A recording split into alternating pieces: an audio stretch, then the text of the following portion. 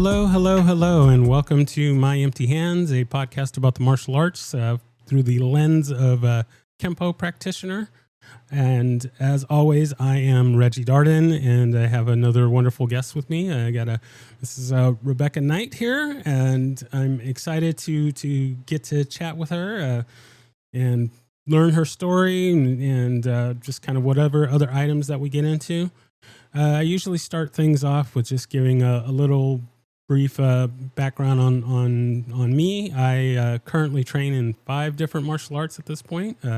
Kempo being one of the primary ones. I also train in capoeira, train in Brazilian Jiu-Jitsu, Muay Thai, and Hapkido.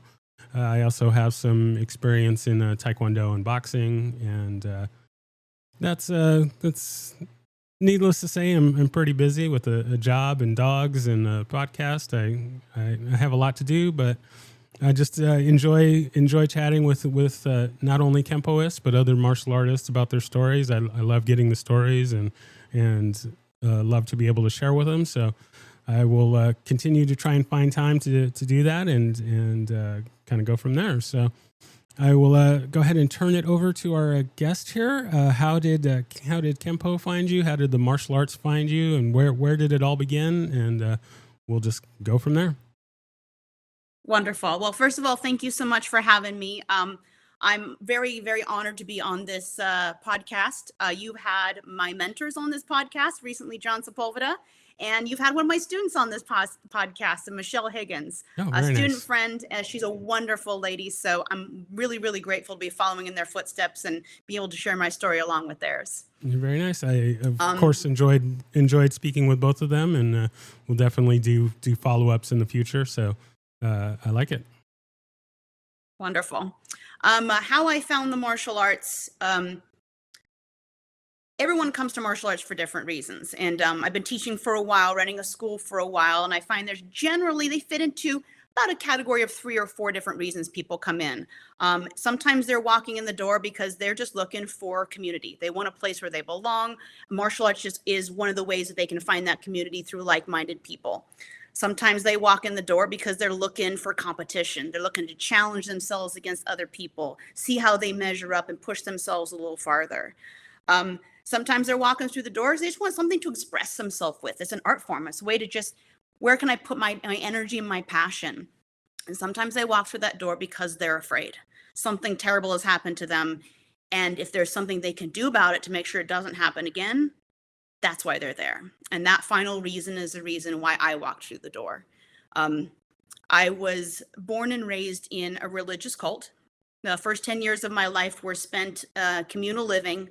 There was mental, physical, and sexual abuse, which was pretty much on a regular basis, whether it was perpetuated on myself or my siblings, of which I had 7.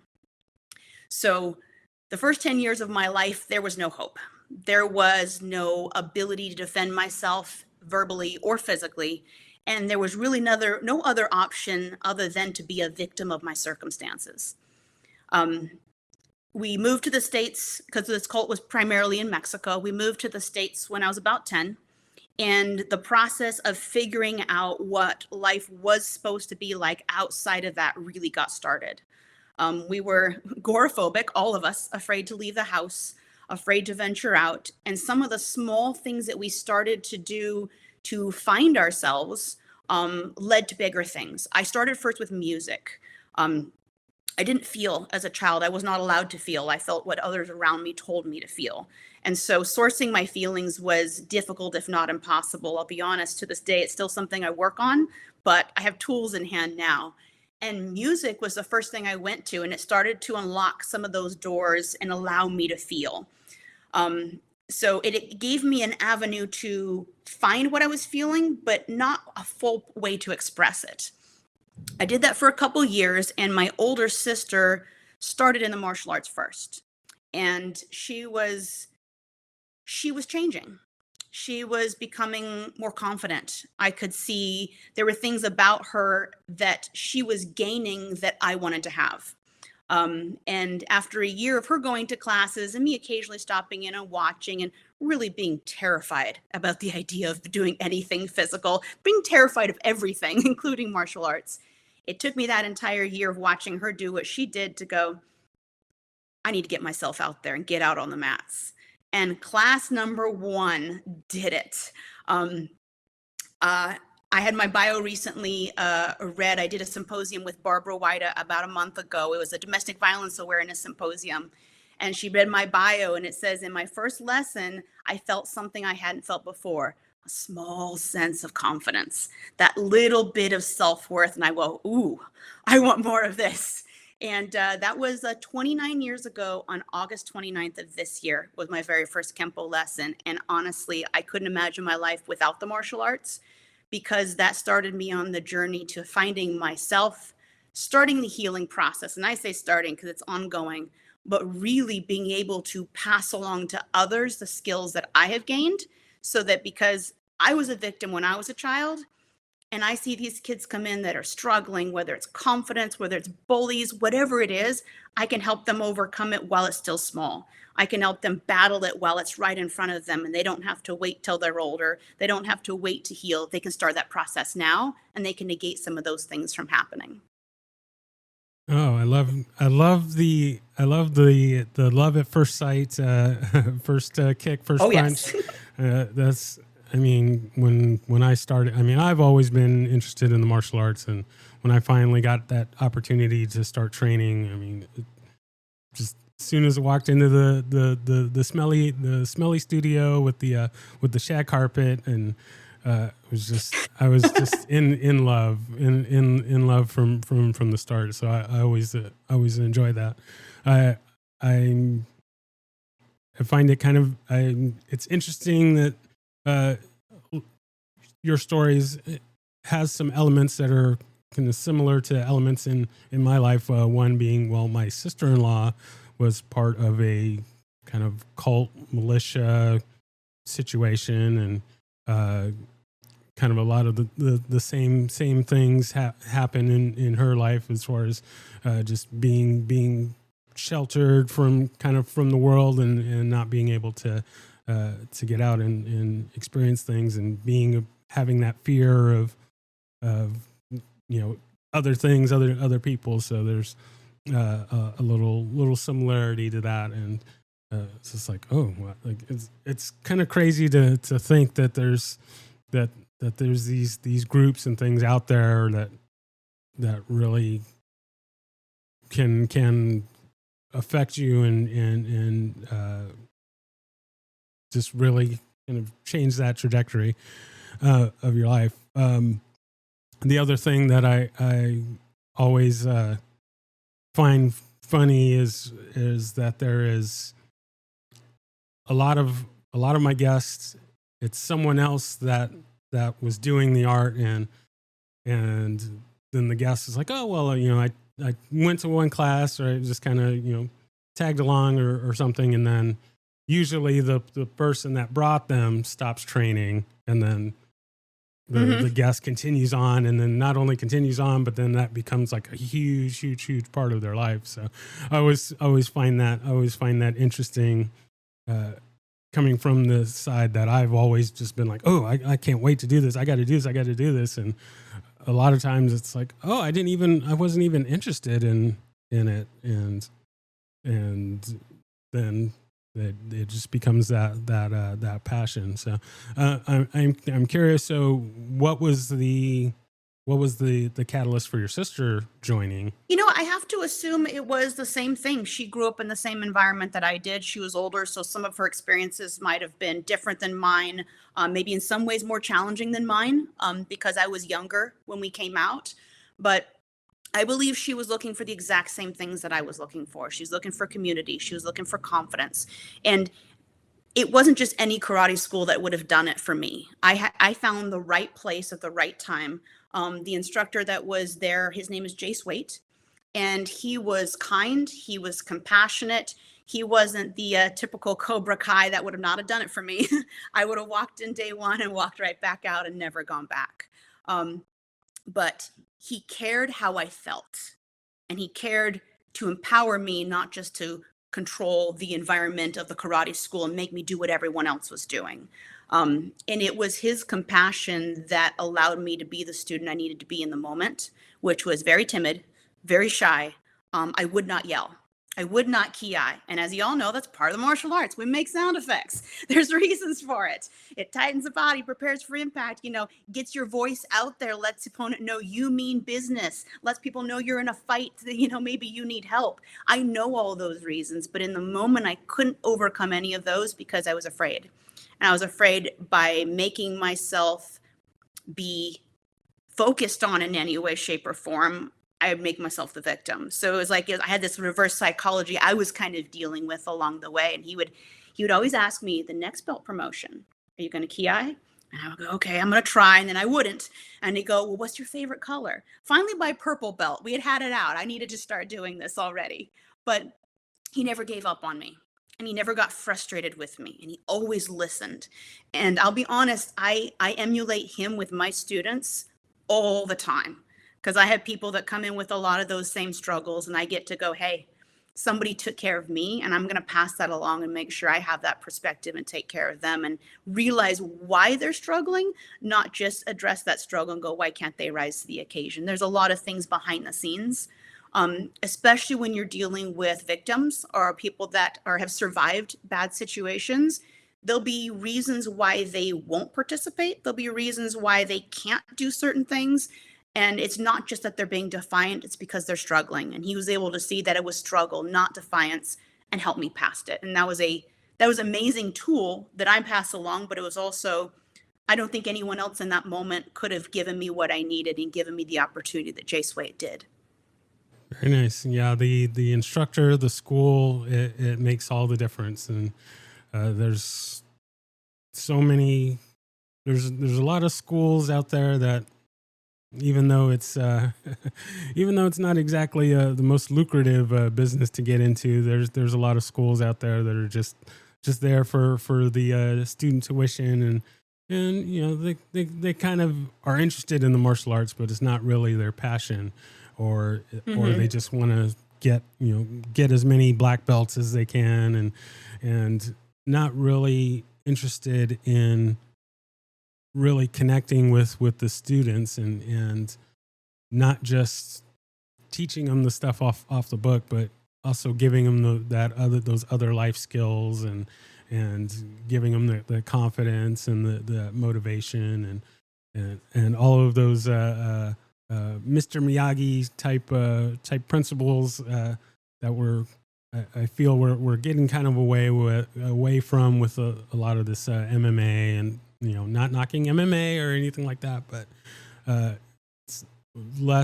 it's less about the mental and the emotional and the spiritual, and just more about, oh, well, how many elbows can I put into this orbital socket today?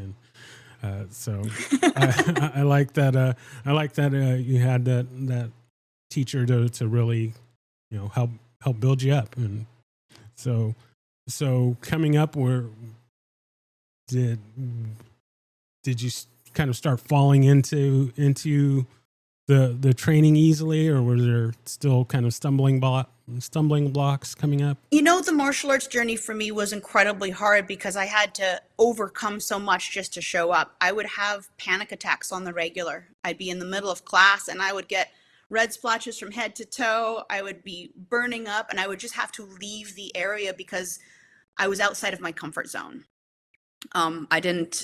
Whether it was being put on the spot to have to speak publicly was really, really hard for me, or speak in front of the other students, or just to physically have to perform a move. None of it was easy. But because it wasn't easy, and because it was challenging, and because I was able to overcome it, it became more empowering than anything else I had in my life.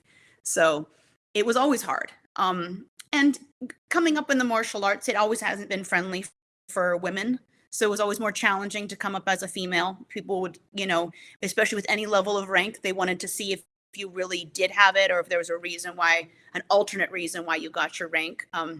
My current instructor is my husband. It's how we met. It's a standard Kempo love story. He was such an amazing teacher. We ended up getting married. We just celebrated 22 years in September. Yeah, congratulations. And part of that journey, I came to him as a second degree black belt because I had taken a little bit of time off and then came back into the art. And in that process of being his wife and his student, he has always made sure that I earned every single rank that I wear, because the last thing he wants is someone to go, oh, she's his wife, so that's why she's a 7th degree. And he's like, nope, put her out on the mats with anyone and she's going to have to prove it for herself, so he's always made it a little bit more challenging for that reason, and I am grateful for him for that, and I wouldn't have it any other way. So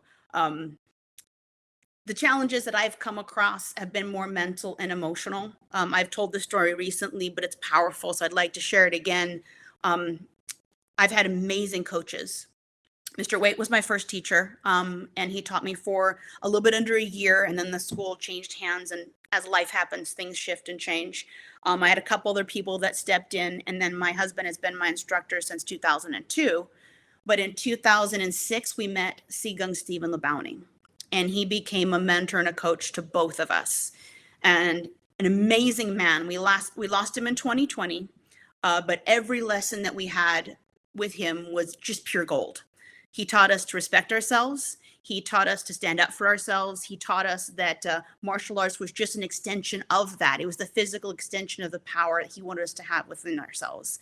And a lot of that he was able to express because of his background. He was a police officer in Sacramento, and he worked in his unit in sex crimes against women and children. And so he watched people that went through these situations. He watched people that overcame them. He watched people that went back to those situations and were re-victimized. So he knew what that fear was that they were facing. And my husband and I have very similar upbringings. He didn't grow up in a cult, but he grew up in a drug house. And he grew up with a lot of bad stepfathers that were abusive. And so we had a lot of the same struggles in our martial arts. So the story that I'm leading up to and all that backstory is several years ago, I want to say about 10 years ago, we were doing a seminar in our school.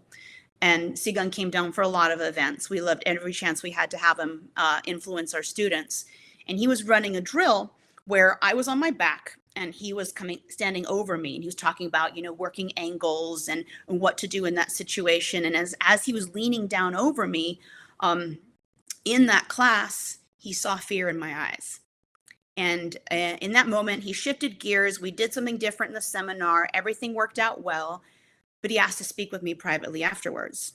And he called me Miss Rebecca. That's the way that he loved me. And he said, Miss Rebecca, I need to apologize to you.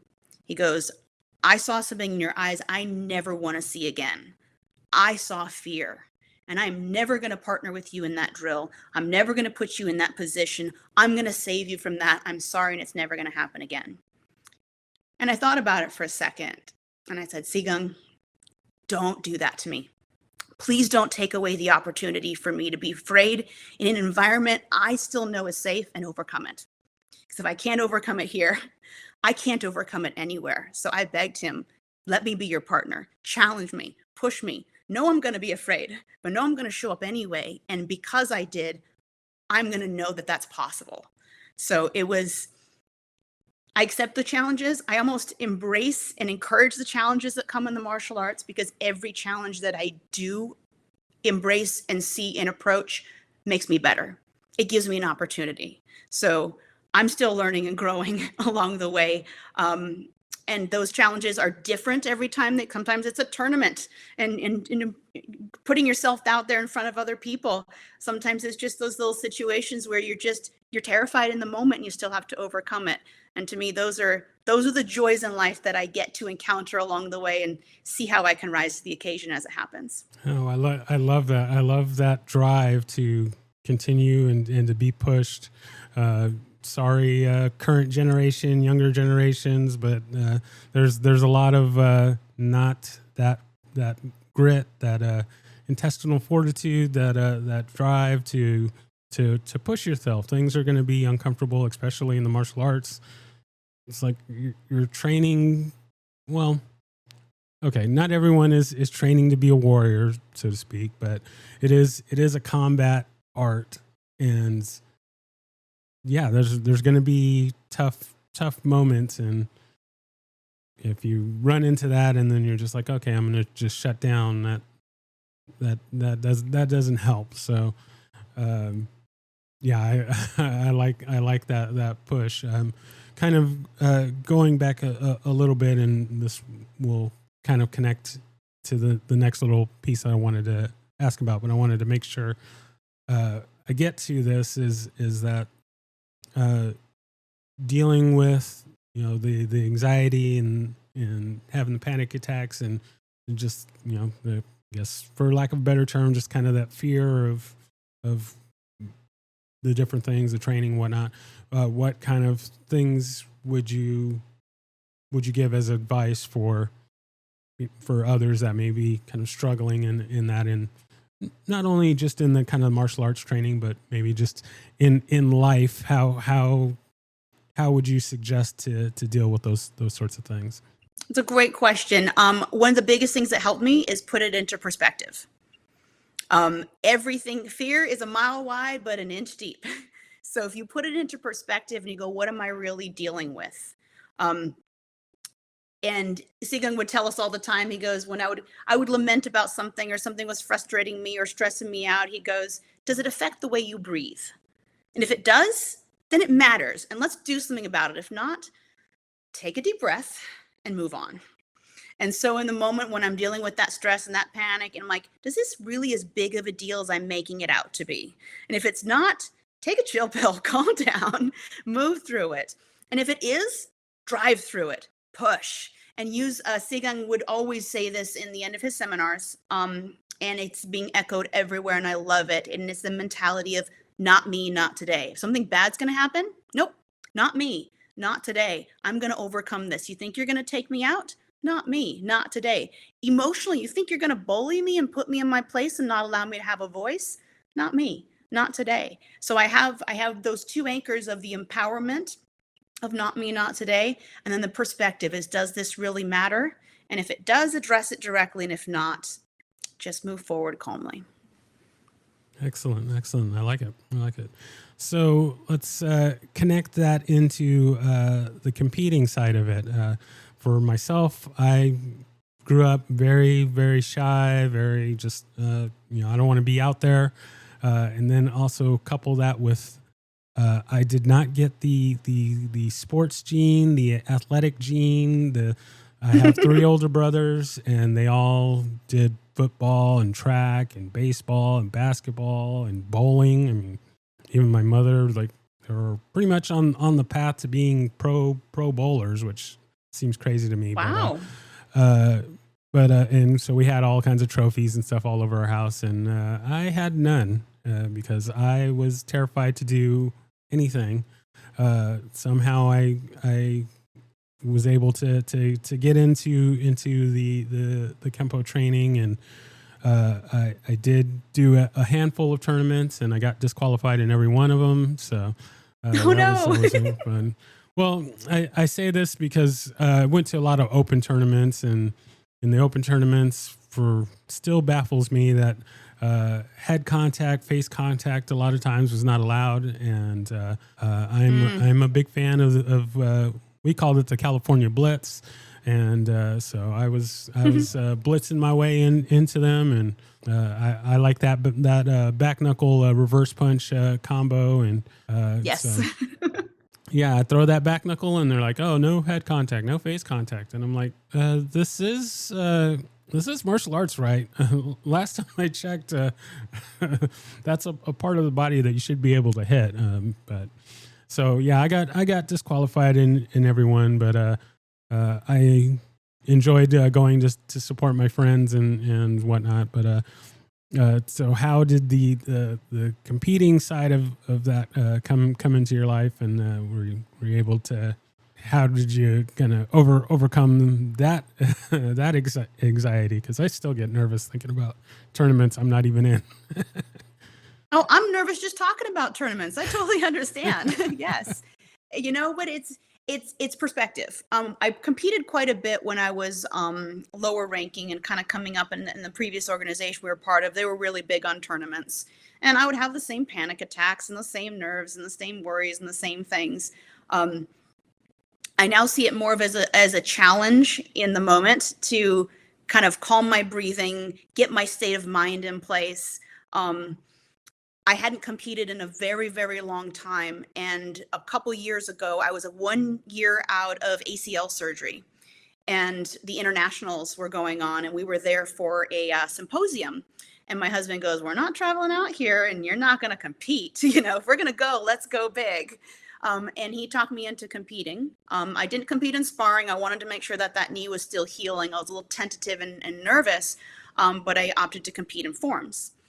And kind of brushing the dust off after having not competed for maybe 10, 15 years or so was a little unnerving.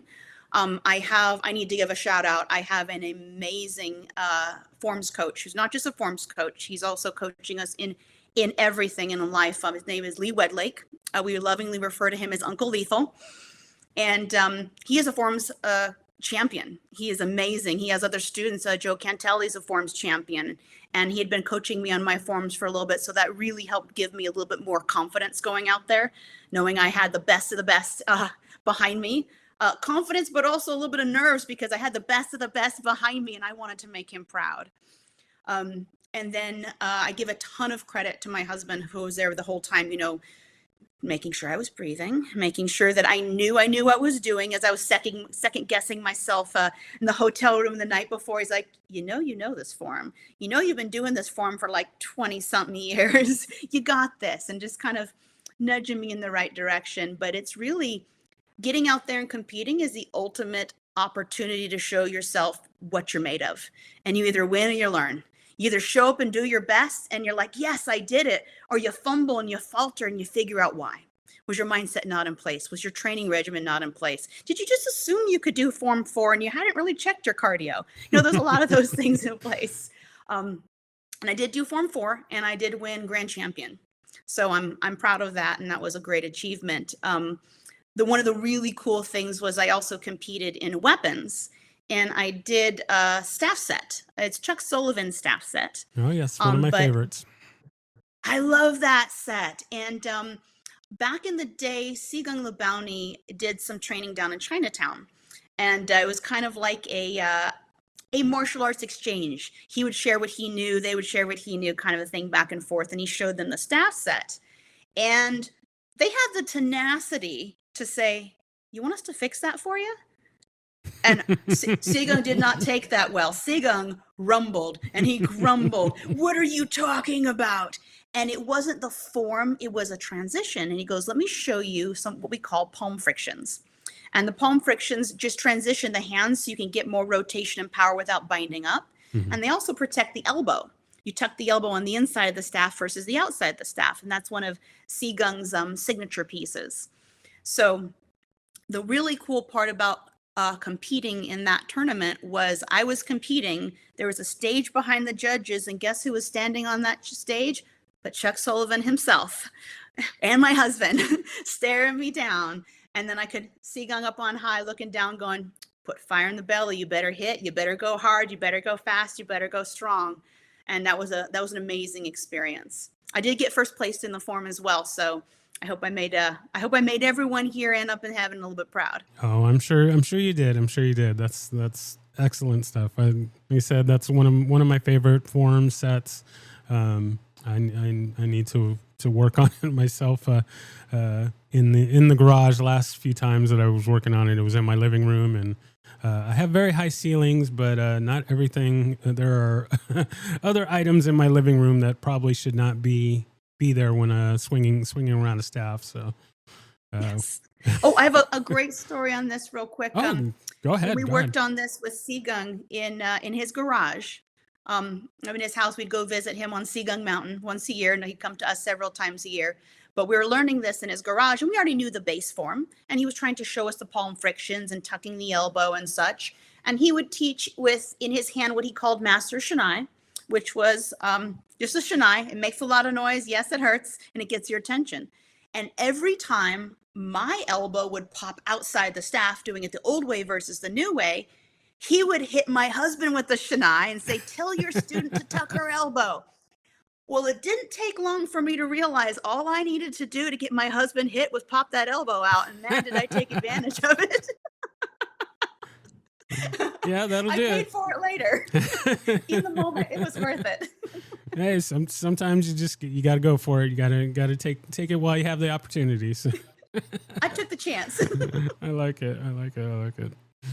All right, so we're gonna move over to the teaching side of things. When did teaching? When did you get involved in teaching? Was that something that you were always interested in, or did you, like many a guest, just fall into it, or have it thrust upon you? Well, a little bit thrust upon me, a little bit fall into it. I was given the opportunity when I was an orange belt to start teaching and assisting. And I didn't feel like it was the thing for me when I first got started. I was super tentative, super nervous, so unsure of myself. I'm like, I'm not adding value to these people's lessons. I felt like I was taking away from it.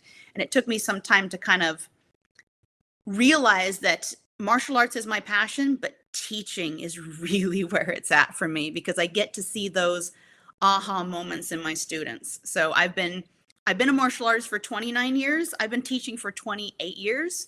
And I think that has been one of the most rewarding parts of my journey because everything that I have been able to figure out for myself, I now get the opportunity to figure out how to pass that along to my students, and they all learn differently. They're all here for different reasons. They all pick up at different paces. I teach, my youngest student is 4. We teach a 4 to 6-year-old program. My oldest student is 78. And Nice. so I get to kind of span the gambit between skill sets, awareness, attention span, depth of what they can throw themselves into and such. And so it's been rewarding and it's been challenging. And I think my my childhood and my past experiences have given me some tools to reach the students that are struggling, but it also really helps me to continue to empower the students that aren't here because of those same emotional struggles, but they still need to know that somebody cares about them, that somebody believes in them, and that they can be built up again beyond where they're currently at. So teaching, and to teach is to learn. Students will ask you questions you don't know the answer to, and I'll be really honest. If I have a really intelligent student, and we are so lucky, we have the highest caliber of students in our school. We have doctors, we have college professors, we have helicopter pilots, we have majors in the Army and in the Air Force. We have intelligent people that ask really intelligent questions. And when they ask me something I don't know, I tell them honestly, I don't know, but guess what? We're both about to find out. And I know who to go ask. So the learning process continues. But just, having the opportunity to teach martial arts for a living is probably one of the most rewarding things that I could have ever done.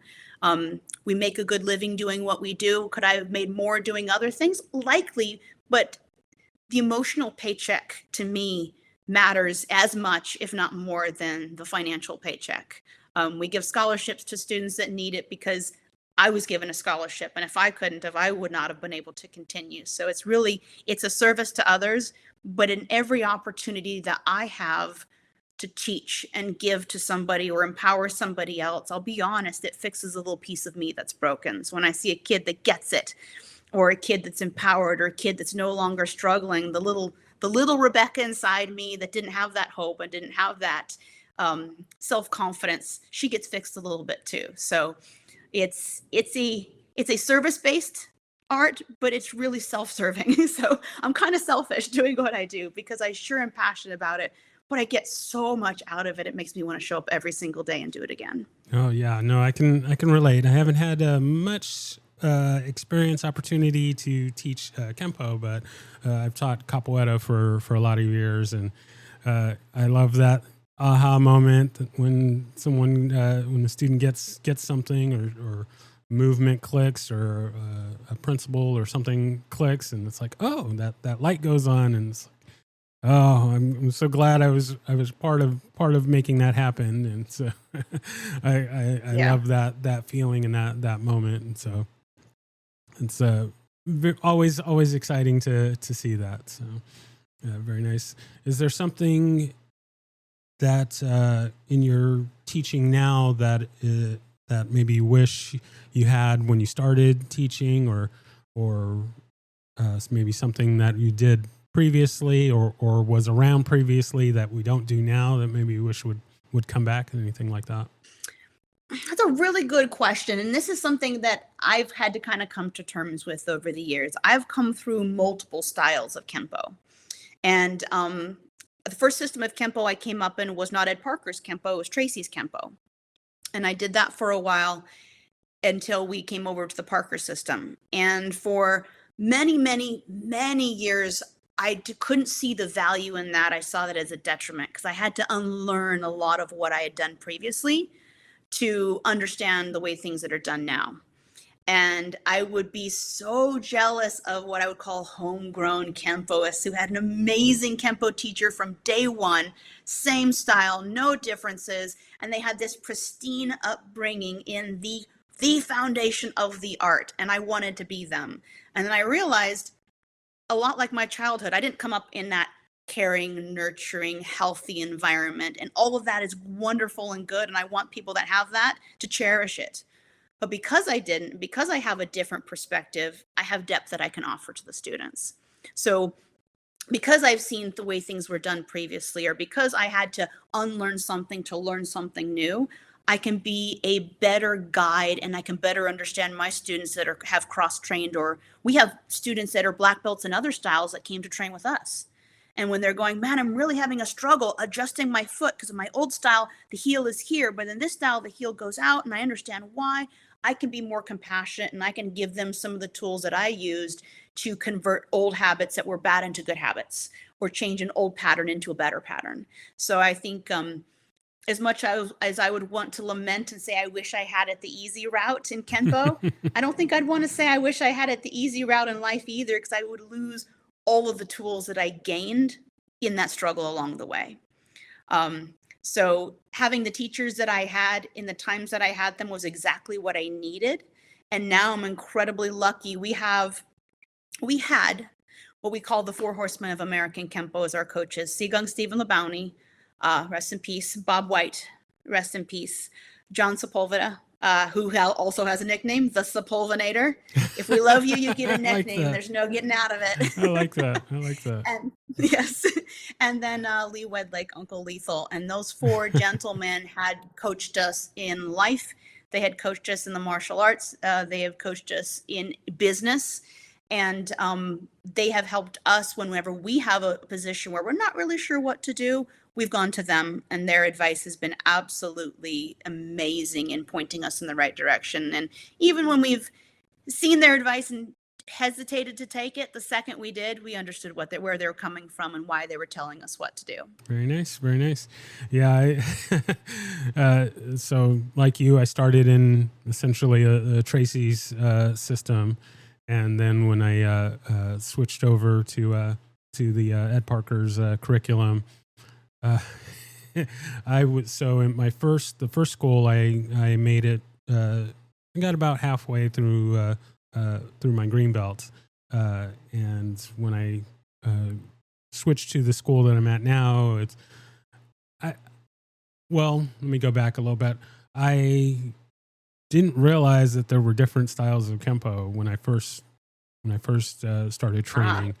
And kind of rat hole tangent, but I always laugh when I watch The Perfect Weapon, because like I didn't know about the putting the belt knot to the side, and it actually still drives me crazy every time I see it.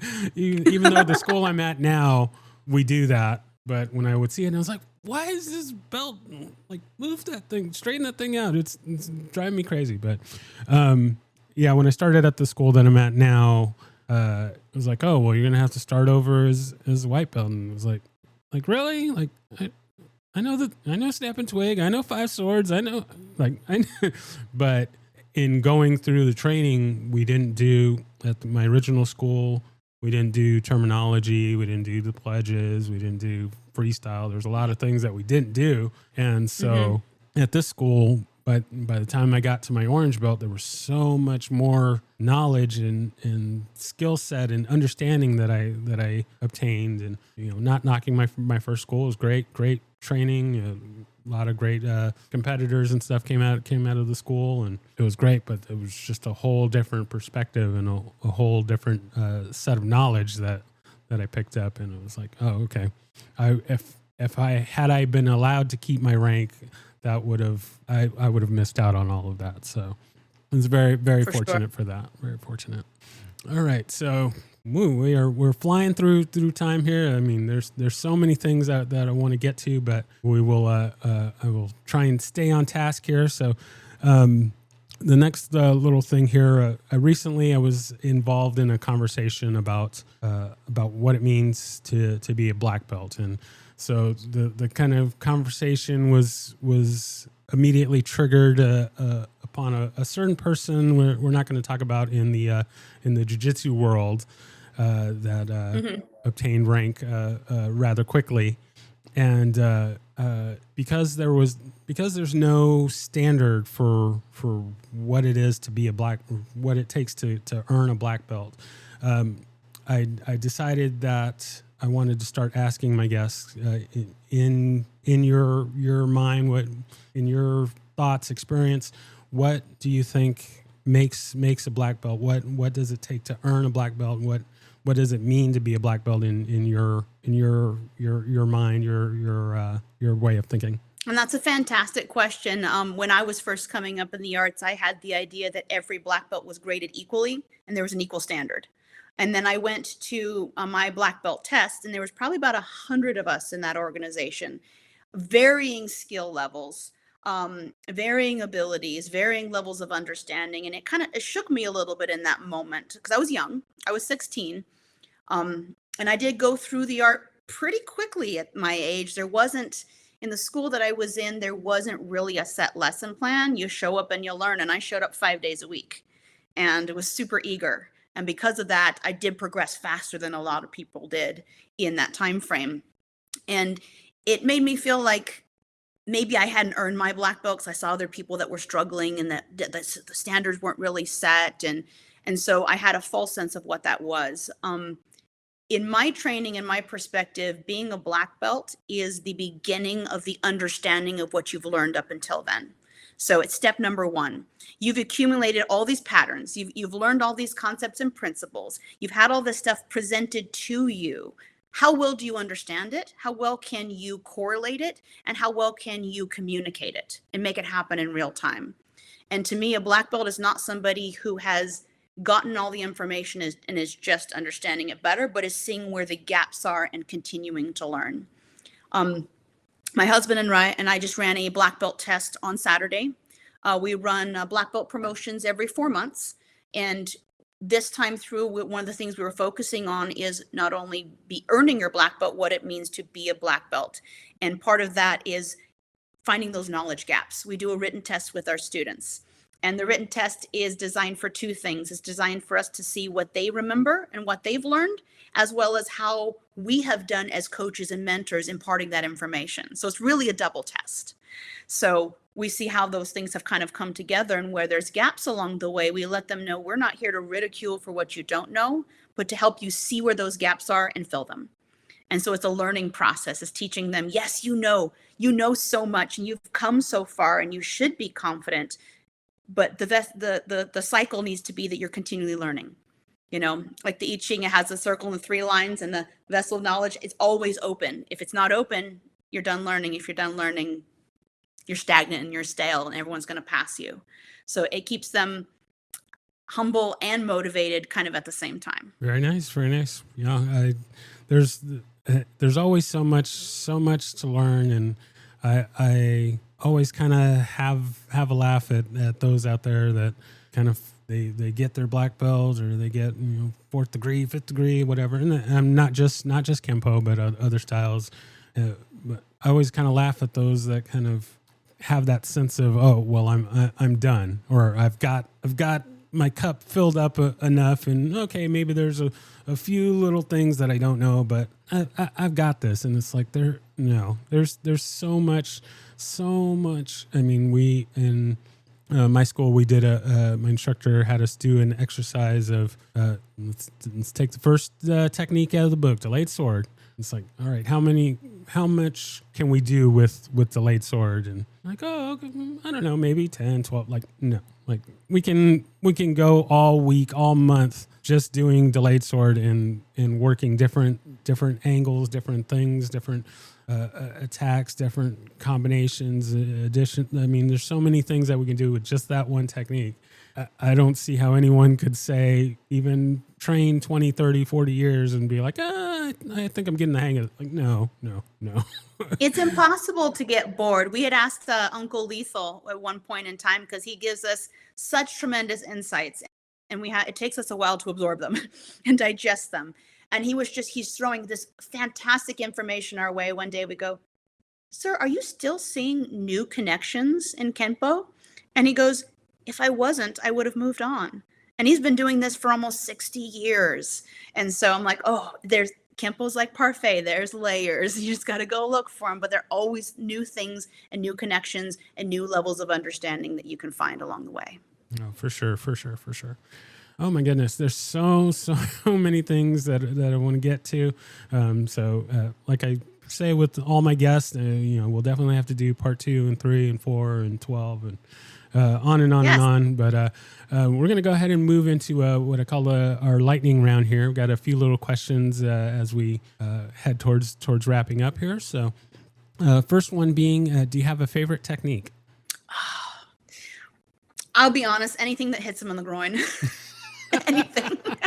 I'm petite. I got to bring them down to my size. I tell students all the time, my 3 favorite targets are eyes, throat, and groin. If they can't see me, they can't fight me. If they can't breathe, I have the upper hand. If I kick them in the groin and I'm taller than them, I stand a chance. So anything with the groin strike, bring it on. Mm-hmm. But aside from that, I find my favorite techniques tend to be contact manipulation.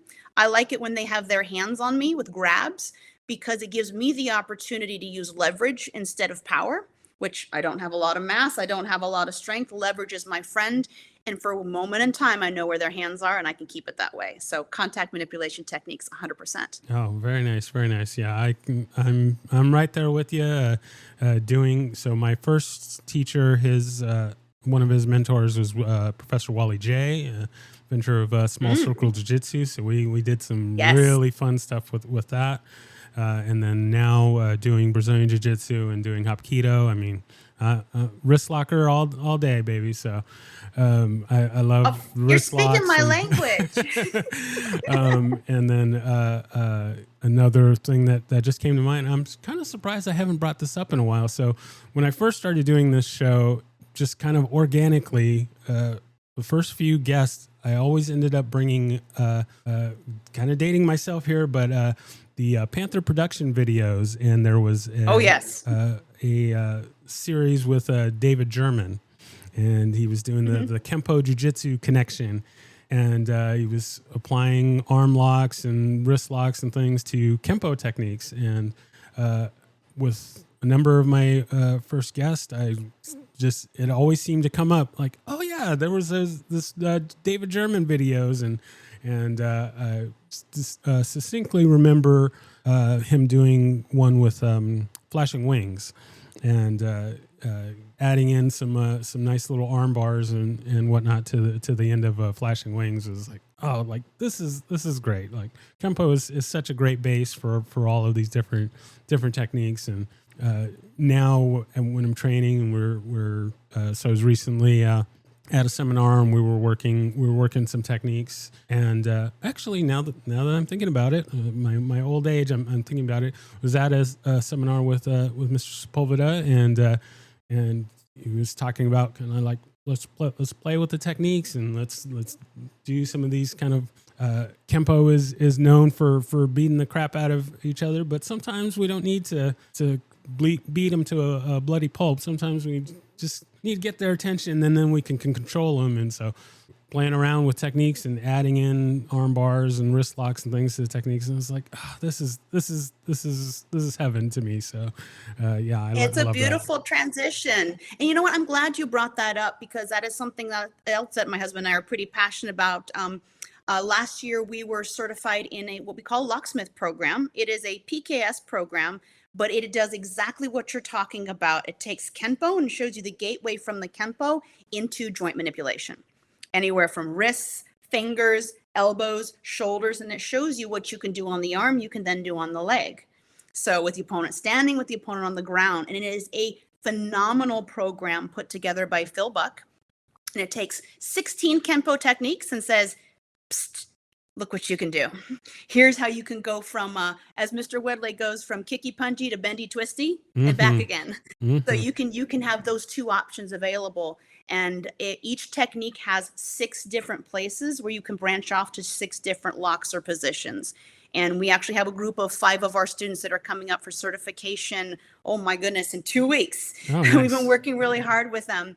So you're absolutely right. There is a fantastic gateway between the traditional stand-up Kenpo that we know and those joint manipulations. And for someone of my size, oh, it's my language. I'm not big, I'm not strong. Bring me the leverage. I've got this. And because of that, that locksmith program, it works so well for me. Excellent, excellent, excellent. All right, so we're going to move to our next question. What do you have a favorite form and or set? I have to say Form 4, all the way, Form 4. It's been one of my favorites from the get-go. Although when I'm emotional and I really just need to Hulk smash, it's the short 3. And if I'm really angry, it's the short 3 twice, because it's contact manipulation. You touch me, I hurt you. You touch me, I hurt you. And I don't think there's anything much more empowering than the idea of that they put their hands on you and you've got an answer for them and they're done. And again, you'll see a lot of contact manipulations. It's all grab, chokes, holds, and locks. Very nice. Very nice. I like it. All right. Next question. Do you have a favorite weapon? And even though this is an audio podcast, I will go ahead and comment that on the video here that I'm looking at, I see an assortment, a wall of assortment, killing and stabbing and poking devices behind you there. So this may be difficult to limit it to just one, but very difficult. Personal carry would be a fox knife. Kenpo weapon. I really love the bow staff and the nunchaku. Those are both my favorite. The staff because of Sigung, 100%, and the nunchaku just because it's a ton of fun. And I love that they all relate. It doesn't really matter what weapon you pick up. You use the same patterns. You use a lot of the same concepts, theories, and principles. But yeah, I love every weapon. If you're looking at exotic weapons, the whip chain. I did a personal form with the whip chain, and I did it based off of master key techniques in Kenpo. So that was a really cool experience to figure out how a flailing weapon might be utilized against a self-defense situation and what you might have to alter and change. That was a great experience. Oh, very nice. Very nice. I like it. All right. Let's see. The next question there. If there was anyone that you could train with, living or dead, fictional or non-fictional, besides Ed Parker, who would that be? Ooh.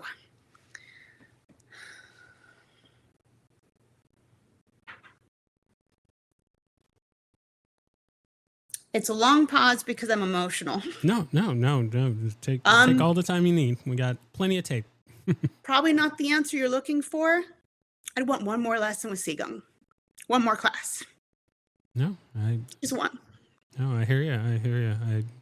Unfortunately, I had not had a chance to meet him or train with him or anything like that. But I mean, he's definitely one of the people in the Kenpo world that name just lights people up, and he's definitely someone very, very special. So no, yes. I'm right there with you. Yep, they're all chopped liver compared to him. There, I said it. Very nice, very nice. All right, our final question here is: what is something that always motivates you to train? So I use the example of the movie Rocky IV when he's chopping the wood, running in the snow, lifting the boulders, and that music's going. I see that scene, and I'm all right. I'm hitting the mats. I'm hitting the bags. I'm fired up. I'm ready to go. So what is something like that for you that just always gets you out there on the mats and ready to train? It's going to come back to that not me, not today. Just having that feeling of knowing nothing can hurt me again. Nothing. And every time I train, I have that empowered feeling I love elbows. I call them my blender blades. If you put your hand in my blender, it's your fault. It doesn't matter how small those blades are. I'm going to make a bad guy smoothie. That's what I tell my kids. And so it's just that feeling of whenever I feel like I'm maybe not empowered or I'm not confident or I'm unsure of myself, I get out on the mats. I hit the bag. I run the 3. I do something physical, and it reminds me of my self-worth, and it reminds me what I'm capable of, and it keeps me in a positive place, which is not what I'm built from, but it's where I want to be. Very nice. Very nice. I like it. All right. So we are now at our final piece of our time today, and that is shameless self-promotion. So you can plug anything that you want, or if there's anything that we hadn't covered that you wanted to make sure that you get out there, you have the floor, and then we'll close out from there. Wonderful. I'll start with, we have a big event coming up in December. This is actually our 20th anniversary of running a workshop and awards banquet to celebrate our students. It's the first weekend in December. We have 10 instructors coming out. Mr. Sepulveda would have made it, but he had a back surgery that he's recovering very well from, and we're cheering him on. But we have Lee Wedlake. We have 2 of Mr. Sepulveda's students, the Donatios, in his place. We have Barbara White and some of her students coming out. And then we have Phil Buck, the locksmith, coming in from England. So it's an event we do every year. It's Christmas early. We're really excited. I also want to give a shout out to our school that just celebrated its 24th year in September in this location, in this plaza. We bought the building 9 years ago, so we shifted locations, but it was a huge upgrade. And then always want to give a shout out to my husband. I know this podcast is not about him, but I wouldn't be the martial artist that I am if it weren't for him. In 2019, we were both incredibly fortunate that Bob White inducted him into the Masters Hall of Fame and had me included in the Journey Book 3. So if I mention one, I'm going to mention the other because those 2 go hand in hand, and we're grateful for that opportunity. Very nice. Very nice. Yeah. When we do our part 25, we definitely need to talk about the Journey books. Amy Long was one of my previous guests. Actually, one of my early guests, one of the first 5 or 10 guests. So, yeah, we definitely have to talk about that next time. But yeah, I thank you so much for taking the time and sharing your story. And I mean, we could definitely talk Kempo 5 days straight and still have lots to go on. But for sure, you of course have a open invitation to be on any time. So I hope that you will come back and we'll get into more fun things. But once again, I thank you so much for being on, and I can't wait to get this out to share with the listeners. And yeah, we'll have to do this again. Well, thank you for having me, and thank you for the service that you're doing, getting this information out and sharing the martial arts passion with other people. I really appreciate that. All right. Thank you. Thank you for listening to My Empty Hands. If you enjoyed the show, please share it with a friend. If you didn't enjoy it, please share it with an enemy. If you'd like to be a guest, or if you would like to recommend a guest for the show, please email me at podcast@talkingkempo.com. Thank you.